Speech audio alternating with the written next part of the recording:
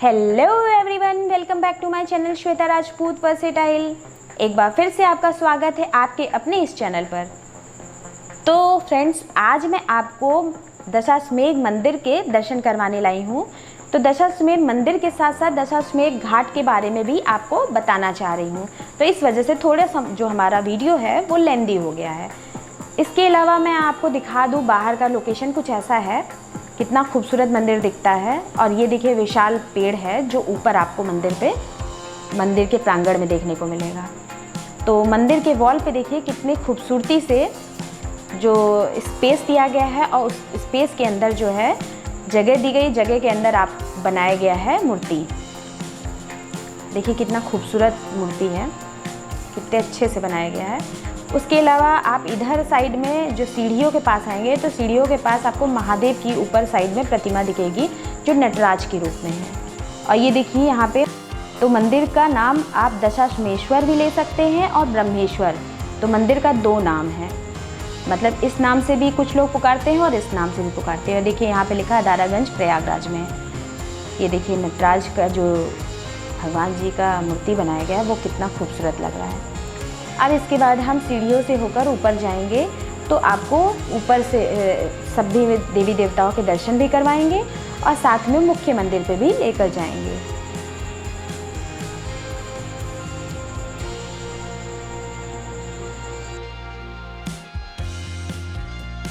इसके अलावा मैं आपको एक विशेष जानकारी देना चाहती हूँ घाट से रिलेटेड। तो मैं दशाश्वमेध घाट के बारे में भी कुछ बताना चाहती हूँ, तो आप सुन लें। भारतीय मानचित्र पर प्रयागराज का धार्मिक, साहित्यिक और राजनीतिक रूप से हमेशा विशेष महत्व रहा है। तीर्थराज के रूप में प्रयागराज का वर्णन वेदों में है।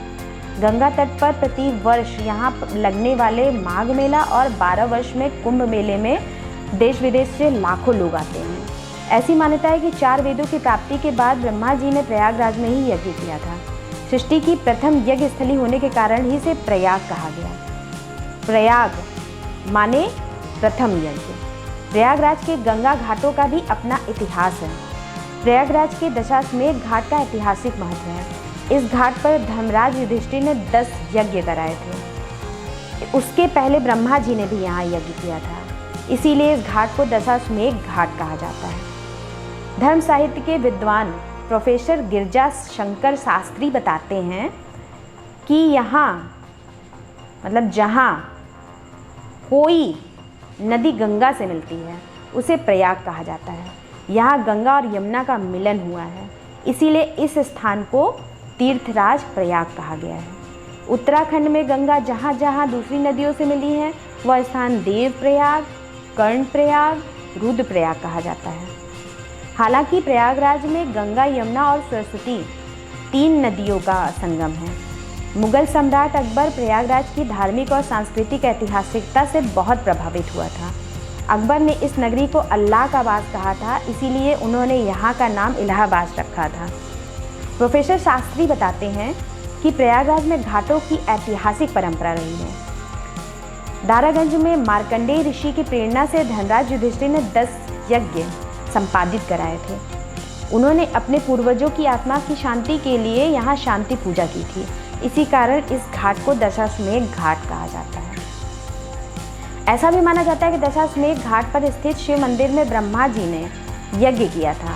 इस घाट पर सावन में पूरे 1 माह कांवरियों की गंगा जल की लेने की भारी भीड़ रहती है।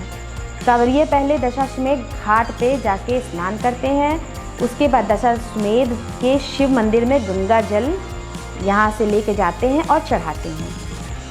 इसके बाद यहाँ पर जल लेकर काशी भी जाते हैं। सावन माह में प्रयाग के आसपास के मंदिर, मतलब प्रयागराज के आसपास के जितने भी शिव मंदिर हैं उसमें कांवरिये दशाश्वमेध घाट से ही गंगा जल लेकर जाते हैं। इस माह यहाँ उत्सव का माहौल रहता है। मैं आपको ये जो मैंने अभी ये लास्ट में बताया है ये मैं फिर से रिपीट कर देती हूँ कि प्रयागराज में जो दशाश्वमेध घाट है, जो गंगा जी का घाट है, वहाँ पे जितने भी मतलब कांवरिये हैं या हम जैसे लोग भी हैं, आम लोग भी जो भी हैं, वो जाते हैं, स्नान करते हैं और यहीं का जल लेकर जाते हैं और हमारे जहाँ भी मतलब महादेव से रिलेटेड जो भी शिवलिंग है या मंदिर है या प्रतिमा है, वहाँ जल चढ़ाने के लिए यहीं से जल लेकर जाते हैं और वहाँ पे चढ़ाते हैं।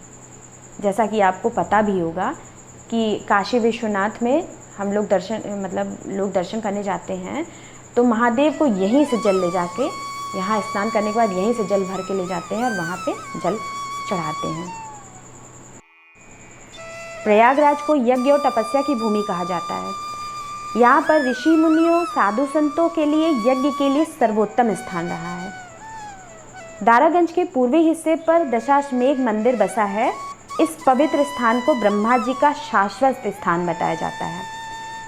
पुराणों में वर्णित है कि यहाँ पर 2 शिवलिंग हैं।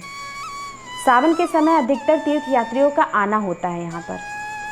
रुद्राभिषेक, यज्ञ, हवन जैसे कार्यक्रम के लिए सावन में साधु संतों द्वारा यहाँ पर आयोजन होता है। माना जाता है कि यहाँ के घाट में का जो जल है वो कभी सूखता नहीं है। दशाश्वमेध घाट एवं मंदिर इलाहाबाद शहर का एक धार्मिक स्थल है। यहाँ पर आपको भगवान शिव का मंदिर देखने के लिए मिलता है। इस मंदिर का धार्मिक महत्व है। यह मंदिर गंगा नदी के किनारे स्थित है।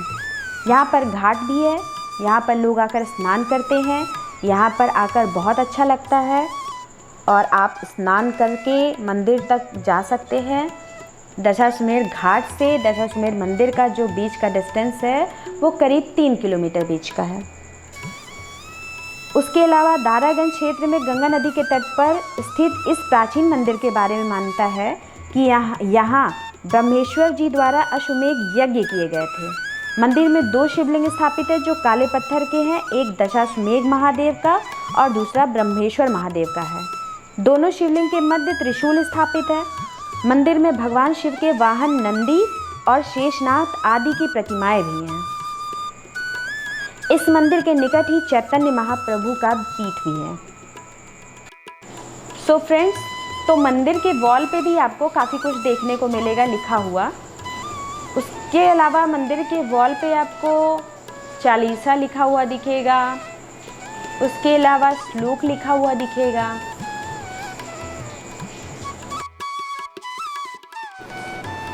तो फ्रेंड्स, ये देखिए श्री राम भगवान, लक्ष्मण भगवान, सीता माता और हनुमान जी का भी यहाँ पे मूर्ति स्थापित है।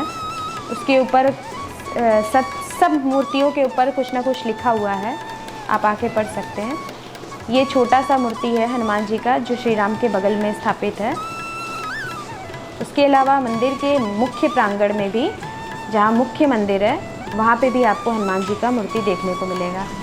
ये छोटा सा शिवलिंग है। मैंने आपको मंदिर के छोटे छोटे हिस्से सब दिखा दिया कि वहाँ पे कौन कौन सी मूर्तियाँ हैं। और इसके अलावा अब हम ये पूरा मंदिर, तो आइए दोस्तों मुख्य मंदिर में चलते हैं। ये देखिए सीढ़ियों के पास भी कुछ लिखा हुआ था। ये हमारा मुख्य मंदिर है।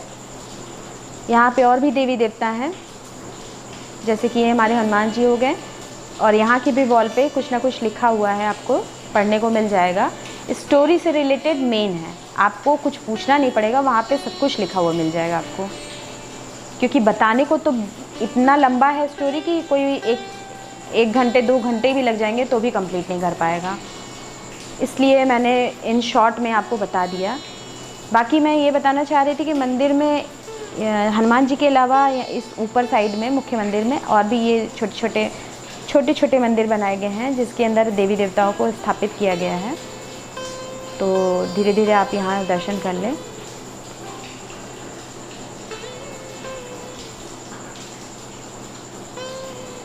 देखिए हर जगह कुछ ना कुछ लिखा हुआ है। तो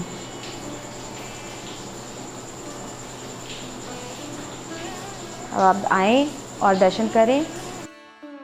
तो महादेव का इतना फेवरेट डे चल रहा है, तो उसमें जितने भी श्रद्धालु हैं उनसे रिक्वेस्ट है कि आएँ और दशाश्वमेध घाट पे जाके स्नान करें और यहाँ पे आके महादेव के दर्शन करें।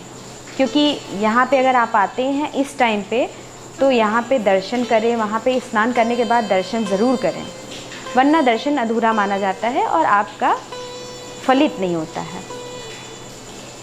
उसके अलावा देखिए वॉल पे ऊपर साइड में बहुत कुछ लिखा हुआ है। आप यहाँ पे आके आसानी से आराम से बैठ के पढ़ सकते हैं। उसकी जानकारी, मंदिर से रिलेटेड जानकारी आपको यहाँ से आराम से मिल जाएगी। और अभी तो मैंने जब वीडियो बनाया था तो कम भीड़ थी, देख सकते हैं आप, क्योंकि मेरा मेन मोटिव यही था कि मैं अच्छे से वीडियो बना के आप लोगों के सामने ला सकूं। इस वजह से मैंने वो दिन चूज़ किया है कि जिस दिन भीड़ ना हो, अदरवाइज़ बहुत भीड़ रहती है इस मंदिर में। ये देखिए अन्नपूर्णा देवी का भी ये स्थान है, यहाँ पे अन्नपूर्णा देवी को स्थापित किया गया है। तो आइए मुख्य शिवलिंग के दर्शन करते हैं। तो फ्रेंड्स, ये है मुख्य शिवलिंग, जहाँ पे आपको 2 शिवलिंग दिखाई देंगे। तो यही है शिवलिंग जो इस मंदिर का सबसे मुख्य शिवलिंग है, मुख्य मंदिर का मुख्य शिवलिंग। तो आइए दर्शन करते हैं। तो फ्रेंड्स, मैं आपको ये बताना चाह रही थी कि अभी तो फ़िलहाल पूजा चल रही थी तो फूल माला से ढका हुआ था, इस वजह से आपको दिखाई नहीं देगा। बट मैं जो बताना चाह रही थी वो ये था कि एक शिवलिंग आप ध्यान से देखेंगे तो बिल्कुल ठीक ठाक दिखाई देती है। दूसरी शिवलिंग के बीच में, जो मतलब ऊपरी वाला हिस्सा है, उसके बीच में गैप है। तो मैं आपके लिए फ़ोटो स्पेशली यहाँ पे एडिट करके लगाई हूँ, ये देखिए।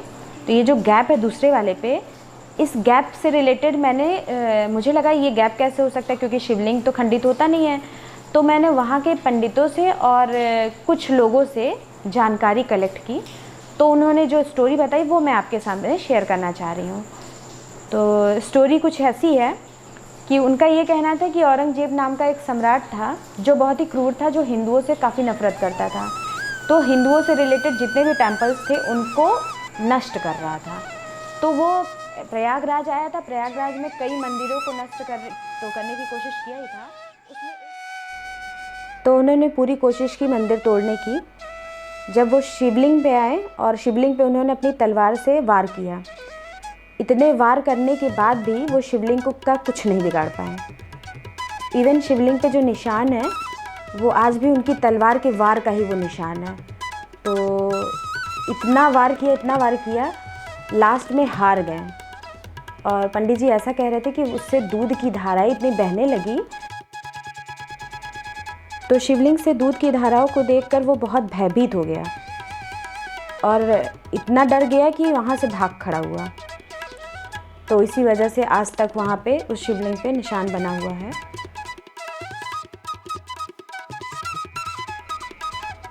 तो यही है हमारे महादेव की स्टोरी। तो इनकी महिमा अपरंपार है, कोई नहीं समझ पाएगा।